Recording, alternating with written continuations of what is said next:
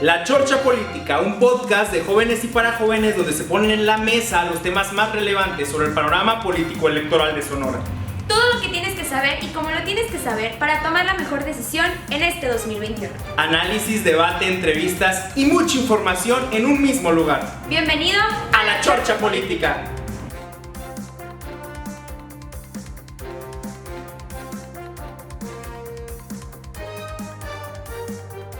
Hola a todos, ¿cómo están? Espero que estén teniendo un día excelente. Mi nombre es Alma Sesma y bienvenidos a La Chorcha Política, su podcast favorito. Y el día de hoy me encuentro muy bien acompañada. José Luis, ¿cómo estás? Gracias, Alma. Pues en todos los episodios la Alma dice que se encuentra muy bien acompañada. Yo creo que es por mí, no por nuestro invitado estrella.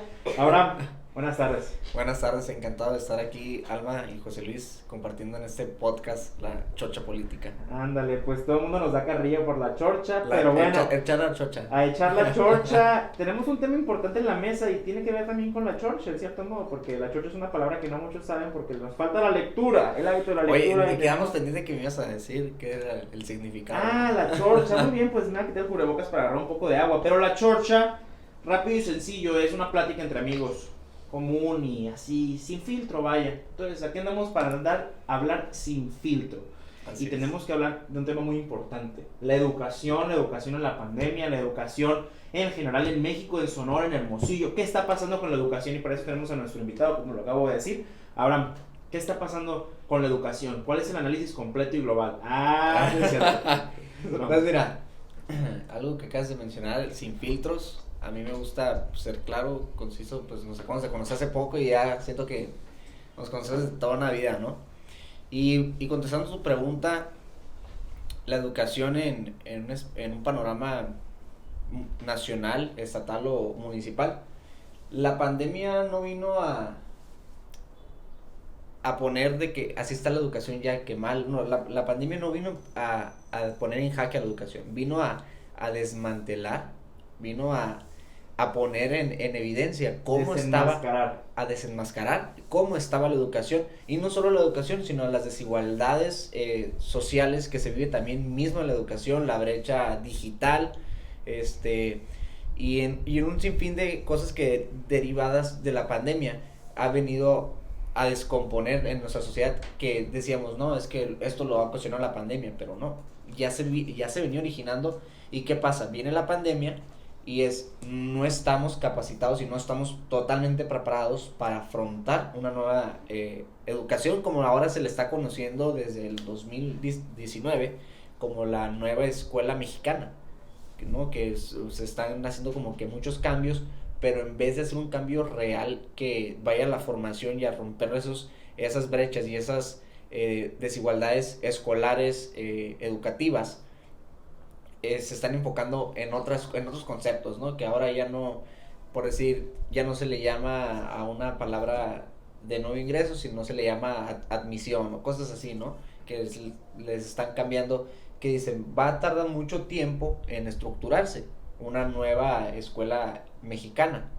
Pero ¿qué pasa en México y pues especialmente en Latinoamérica? Hay que muchas instituciones frágiles.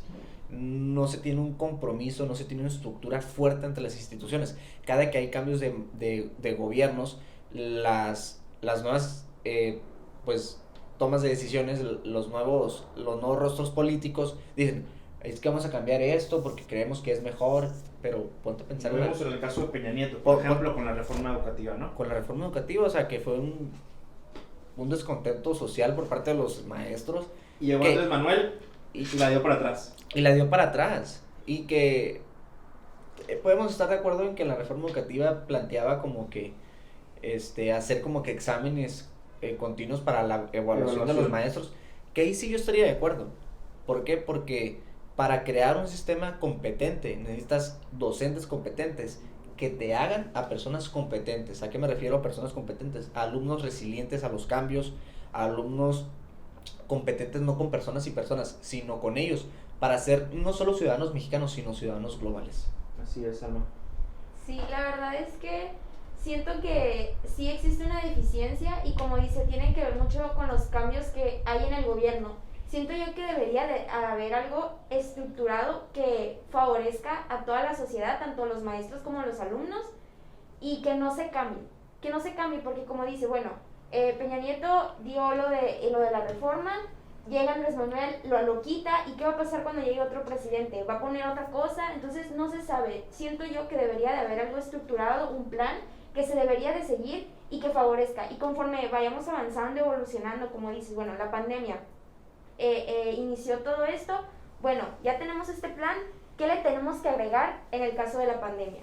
Entonces, siento que eso debería de ser para que sea más eficiente la educación y no solo favorezca a ciertas personas o a ciertos alumnos, sino a todos los mexicanos, a toda la sociedad. Existe un rezago claro en la educación.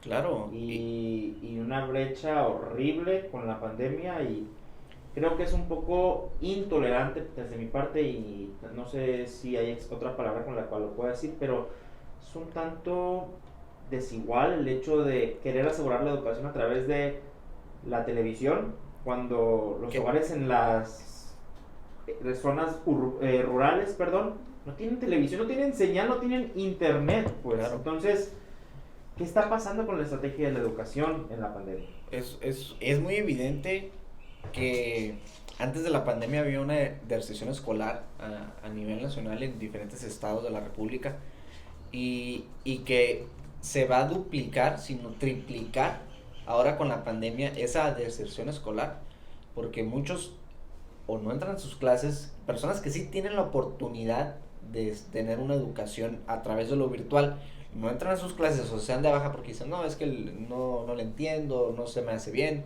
muchas cosas que a veces como estudiantes los podemos comprender, pero vuelvo a lo mismo, el ser resilientes a los cambios. Y otro punto también, como lo comentas, las zonas rurales en las que no se tiene infraestructura, pues digamos, no solo televisión abierta, sino la infraestructura del internet. O una computadora. Un teléfono. Y ahí es cuando entramos también al tema familiar. Es, o pago 200 pesos, no sé, al mes, 300 pesos al mes que te pueda salir el internet, o mejor esos 300 pesos los utilizo para el alimento, para el sustento del hogar, para las cuestiones básicas del hogar, ¿no? Entonces, está muy estigmatizado por la televisión abierta, cuando no es la misma, por decir, escuelas particulares, como volvemos a lo mismo, vamos a un punto básico, la escuela primaria, que por decir escuelas particulares, pues los niños tienen esa oportunidad de que puedan llevar las clases en línea y todo. Ahora imagínate un niño de tercero de primaria que lleve televisión abierta. O sea, ¿qué está aprendiendo? Así es, bueno. O sea, no está generando un conocimiento que vaya trascendiendo. O sea, que lo vaya formando. Real desde el principio. O sea, no saben, probablemente no están sabiendo ni leer, ni sumar, ni restar, claro, ni nada. Realmente a mí me preocupa. Y vámonos a los datos. El INEGI registraba 3 de cada 10 mexicanos, en México iba a decir, pero sí, en México está bien dicho porque al final de cuentas hay mexicanos en todos lados. 3 de cada 10 mexicanos no tienen acceso a la red de internet. La mayoría de estos reside en zonas rurales. Si nos vamos a calcular esta cifra, pues son casi 40 millones de mexicanos, considerando el 3 de 10, 40 millones de mexicanos los que no están teniendo acceso a internet. Y sumémosle los que no tienen acceso a la televisión y miles de cuestiones. Además, las clases en línea ahorita también están desenmascarando mucho a la calidad de profesores que tenemos en México. Claro. Casos, hay muchos en los que los maestros agreden, discriminan, señalan a sus alumnos en la clase en línea sin ningún temor de Dios, como si no supieran que los pueden grabar, ¿no? Claro. Entonces no lo sé cuál sea la postura que tienen ante eso. Y sobre todo muchos maestros que acostumbran a poner videos, o sea, poner videos de cosas en vez de generalizar un material que vaya por etapas para ese mismo aprendizaje de, ya estamos hablando de algo la universidad, ¿no? Así es. Que vaya ad hoc a su carrera. Entonces, como lo comentas, muchos maestros también aquí, como dices tú, puede que algunos maestros digan, no, pues me van a grabar, pero puede que otros maestros no sepan de eso, porque hay que ser reales también, que en México la mayoría de la población adulta no tenía conocimientos acerca del uso de las tecnologías, las TICs, y que también esto ha sido una forma de adaptarse al cambio y hacerse a esa nueva pues normalidad estudiantil, Sí, ¿no? es una nueva realidad. Es una realidad. Entonces, un maestro nuevo, que se ha visto el caso también de muchos maestros que reconocen que no saben y piden ayuda a sus alumnos, y que hubo un momento que se viralizó un maestro que lloró porque sus alumnos se mostraron el apoyo de la clase, cómo se puede grabar una clase, cómo se podía presentar. Entonces, hay que ver las dos caras de la moneda, ¿no? Como hay lo bueno y como hay lo malo de maestros que no saben los conocimientos y que aún así muestran ese... Pero es donde se ve la vocación. Ay, exactamente. Claro, el interés por dar clases, porque a mí, bueno, yo estoy en la universidad y este semestre me tocó tener un maestro que tiene más de 80 años, que es un excelente maestro con gran sabiduría y todo, pero que definitivamente no sabía manejar la tecnología. Uno de sus hijos, me parece, le ayudó, al igual que nosotros le ayudamos. Uno de mis compañeros se encarga de hacer las sesiones y todo, pero se nota el interés del maestro en darnos clases. De hecho, hace poco se contagió de COVID y gracias a Dios él está bien y todo, pero faltó una semana no nos dio clases, y la preocupación de se van a atrasar, Dios mío, ¿qué van a pensar? Nosotros maestros, no se preocupen, está primero la salud, pero se nota, porque también me tocan otros maestros que no les importa nada que si estamos aprendiendo, si les estamos entendiendo. Entonces, como dices, es vocación también. Y es cuestión de vocación y sobre todo de ética y valores de esos maestros, porque incluso hay algunos que dicen una vez a la semana y les dejo tarea toda la semana. Y bueno, ahí también entra una parte importante, el ser autodidactas.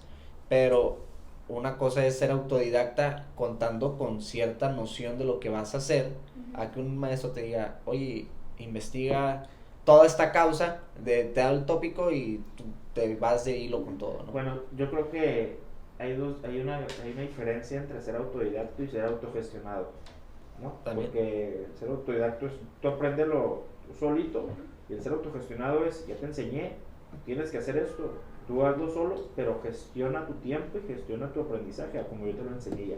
Entonces sí, creo que si nos salimos del privilegio en el que estamos, hay miles de mexicanos que desgraciadamente no tienen oportunidad de esto. Me acuerdo del caso de aquella niña de Caborca que tomaba las clases en línea en el techo de su casa para que agarrara la señal, si mal no recuerdo. Creo que sí. Está muy impresionante eso, y ese es uno entre muchos. Pero bueno, Abraham, no estamos aquí para hablar de lo feo, sino de lo que podemos hacer por esto. ¿Qué está haciendo Abraham Sierra y qué podemos hacer como nosotros ciudadanos y hacia dónde va? ¿Cuál es la consecuencia? ¿Qué va a pasar en 10 años cuando se vean las consecuencias de eso? Pues en 10 años... Bueno, no sé si se tardó 10 años, a lo mejor en 5, en un año, mañana, pasado, no lo sé. Bueno, de que se va a ver reflejado a nivel, pues ya a un futuro, se va a ver reflejado el rezago educativo, podemos decir personas analfabetas, podemos decir personas que no tienen conocimientos. ¿Por qué? Por eso mismo que estamos viviendo hoy en día, que esta pandemia lo está acelerando, y recuperar todo eso no va a ser de la noche a la mañana, te va a costar tiempo que tienes que invertir para cómo atraer a esas personas que, por decir, una persona que sale de estudiar porque tiene que trabajar, entonces ¿cómo le haces a esa persona? Estudia y ya no trabajes, y esa persona que ya trabajó dice, no, porque tengo que mantenerme, tengo que apoyar a mi casa, a mi hogar, entonces ya no se me es imposible estudiar, va a decir. Entonces es un panorama a mi ser que sí va a generar muchas desigualdades sociales, que lo que queremos, que se quiere combatir con la Agenda 2030 de la ONU es romper esa brecha, pero va a estar difícil en 9 años poder romper esa brecha. ¿Por qué? Por lo que estamos viviendo hoy en día. ¿Y por qué? Porque los mismos gobiernos, en vez de centrarse en los temas primordiales, que es seguridad, educación y salud, no lo están haciendo, más que se están enfocando que ahorita el primordial número 1 es la salud, la educación y la seguridad. ¿Por qué? Porque ahorita lo que a nivel internacional premia es la salud y cómo puedes reducir la inseguridad es a través de creando a personas con valores, con ética, personas preparadas para una toma de decisiones, como dice un dicho, una frase, que aquella persona que abre una puerta de la educación a una escuela, cierra una puerta en la cárcel. Entonces, como aquella persona que genera también espacios de recreación social, como puede ser un deporte, el fútbol, el béisbol, está generando a deportistas de alto rendimiento, deportistas con futuro, en vez de personas que pueden delinquir estando involucrados en organizaciones criminales. Así es. Y contestando ya la última pregunta, Abraham Sierra, pues estamos trabajando en lo que es Letras de Cambio, que queremos combatir el analfabetismo en Sonora. Es la jugada, el analfabetismo cero en Sonora, es como el hashtag que estamos empezando a utilizar a través de programas relacionados con la lectura, en donde se estimulen las habilidades del pensamiento y el razonamiento de las personas, y que puedan tener un criterio propio, un criterio asertivo. Igual, lo vuelvo a decir porque es muy importante, al momento de la toma de decisiones. Porque una persona que se deja llevar por criterios de otras personas no tiene su propio criterio. Entonces queremos crear personas con su propio criterio y con su propia toma de decisiones mediante sus valores y sus principios. A la 4T, que está ahorita en el gobierno federal, ¿le importa que haya analfabetismo o le importa que la gente esté educada? Pues mira, la 4T, podemos decir, ¿qué está haciendo? ¿Por qué? Acaban de hacer cambio de secretario. Oye, el secretario que estaba, Esteban Moctezuma, no tiene ninguna especialidad en diplomacia y está embajador en México. Entonces ahí está realmente que no hay una prioridad educativa. Pero ahora tenemos una maestra. Tenemos una maestra que, por eso a eso es a lo que voy. Se hizo un cambio para que realmente se fuera un reforzamiento, porque cuando hay gobiernos o cuando hay puestos, en mi opinión personal, deben de ser ejercidos por personas que realmente tengan el perfil para ejercer ese puesto. Porque no podemos seguir siendo ese México, ese Latinoamérica, que por nepotismo diga, vas aquí, oye, pues... Sí, como en el caso de la CONADE, que está una deportista. Sí, o sea, no podemos dejar de que, oye, tú porque nos ayudaste o porque fulanito de tal nos ayudó y dijo que tú vienes aquí, pues vamos a poner aquí. Entonces, ajá, porque eres pariente de o algo así.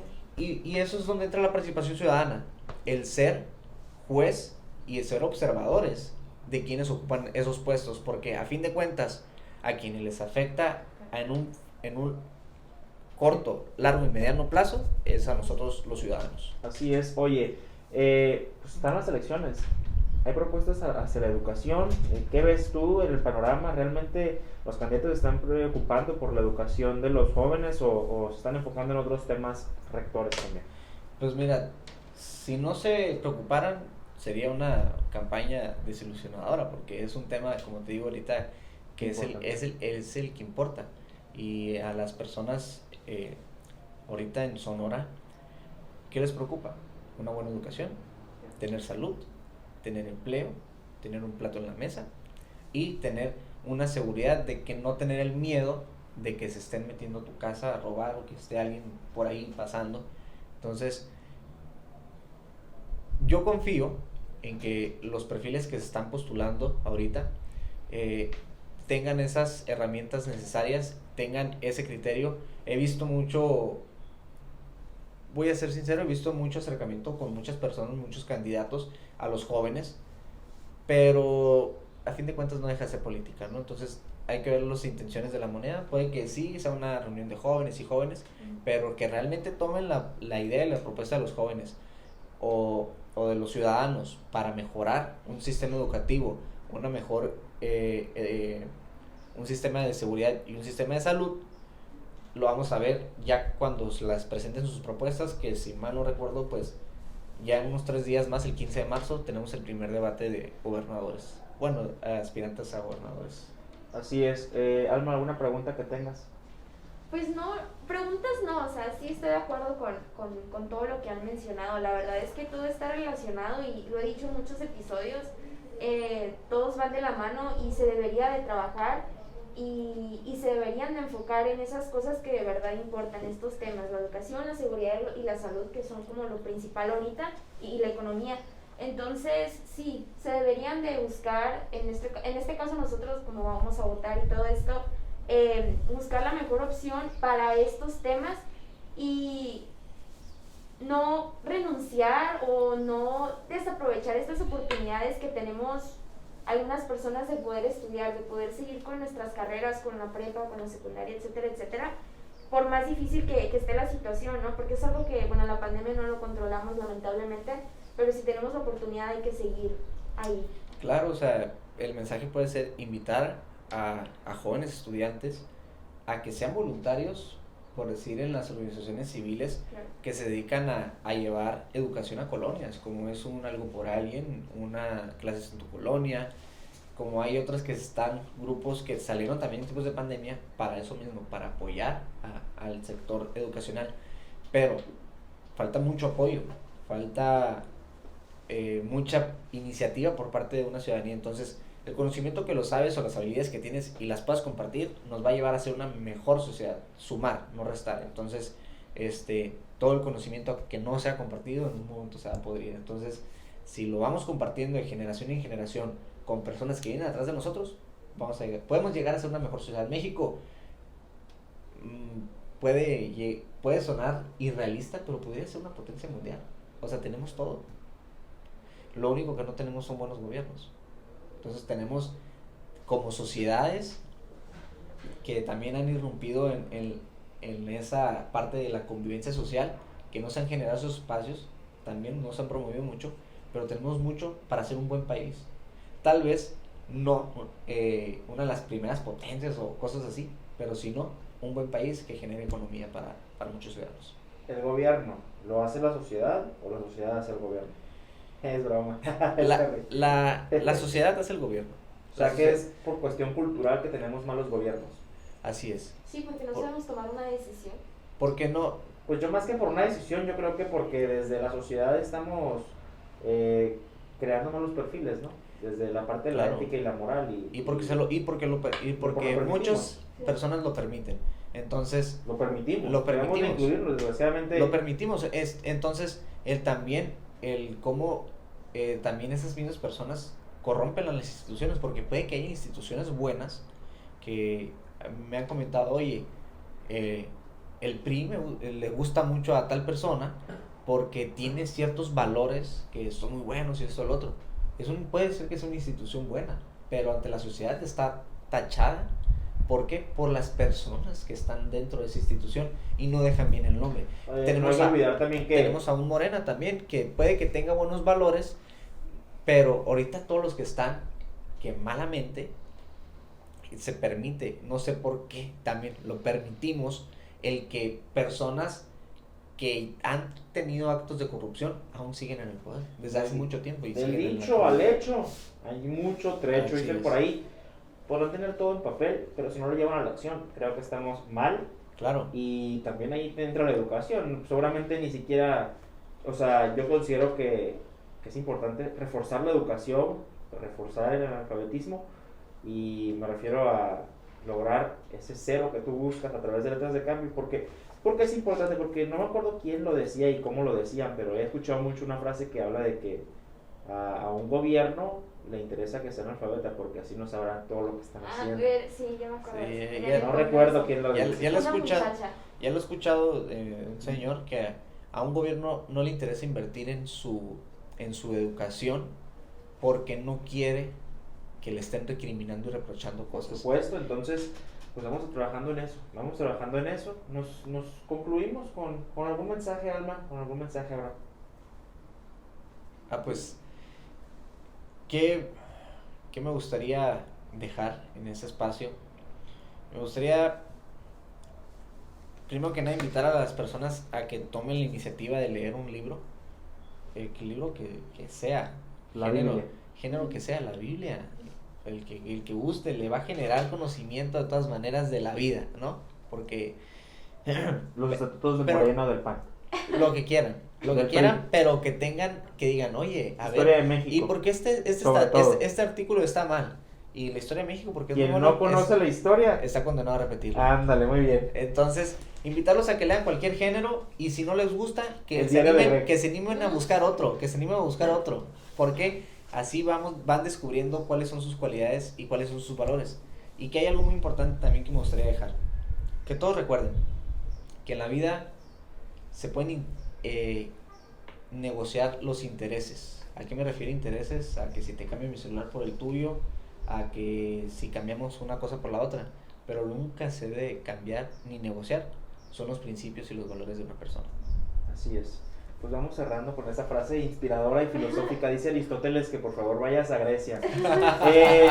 Pues estamos en La Chorcha Política, Alma. Un podcast de jóvenes y para jóvenes donde ponemos en la mesa los temas más relevantes sobre el panorama político electoral de Sonora. Todo lo que tienes que saber y como lo tienes que saber para tomar la mejor decisión en este 2020. Análisis, debate, entrevistas y mucha información como la de hoy sobre la educación y un poco más de las realidades y desigualdades de México con Abraham Sierra en un mismo lugar. Esto fue La Chorcha Política.